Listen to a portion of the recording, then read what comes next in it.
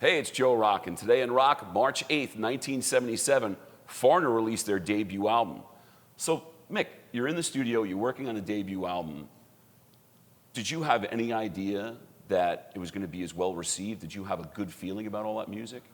I mean, I had a good feeling. I thought we were getting somewhere, gradually putting the band together over a year period in New York, on Broadway, in my manager's office. And he had a studio up there that was left up there from the days of Felix Pappalardi and Cream.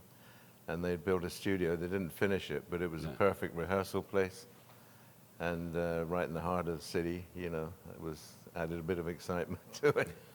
And but no, I was kind of groping around really as to what I was going to do.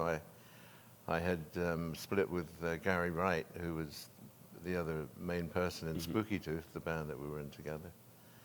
And just one day I thought, well, this is it, sink or swim, am I going to go back to England and start again, or try and do something here? And I don't know, it's one of those crazy life decisions, and I just thought, well, I've got to do something. I've battled here, I've survived New York, I've got to get something going, and I'd been in bands where I'd learned a lot, I had a lot of preparation for this. I knew the ropes, and it was just a matter of putting 5 other guys that didn't know the ropes together. So it was an organic sort of process. I had a few people in mind that I wanted to play with, and literally I worked with a friend that I'd made in New York, Ian Lloyd, and he had a hit with Stories, the band Stories. Oh, okay. Brother Louie. Brother Louie, yeah. And so Ian sort of served as the singer, and that way we were able to rehearse the songs with a great voice too, and so we went in the studio, and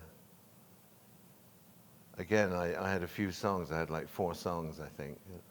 I got the band was coming together. We had the drum. Dennis Elliott was on drums.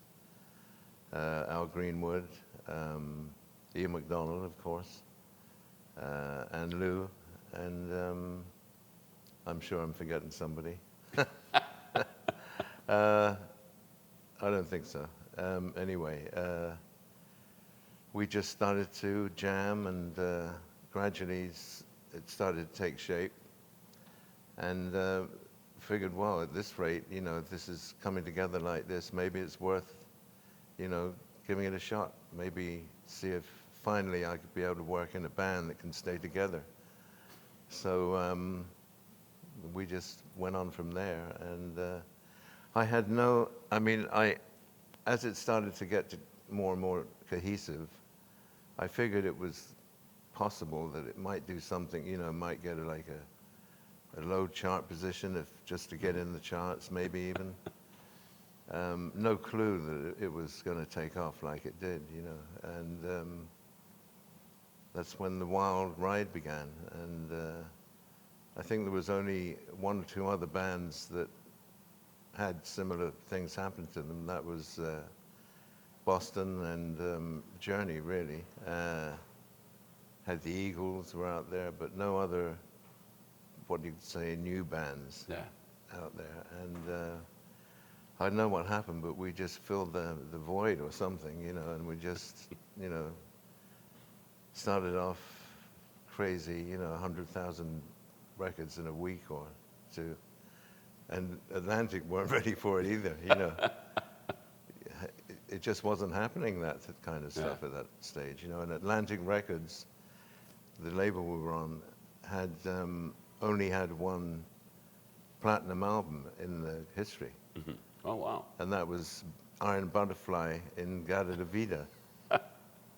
So it was totally new for them. And you're talking about a label at the time. Our label mates were the Stones, Zeppelin, Yes, Genesis. You know, Yeah. it was kind of rock Good company. royalty. Yeah, yeah, it was. Well, there you go. That's Today in Rock, March 8th. I'm Joe Rock. Rock on Rock.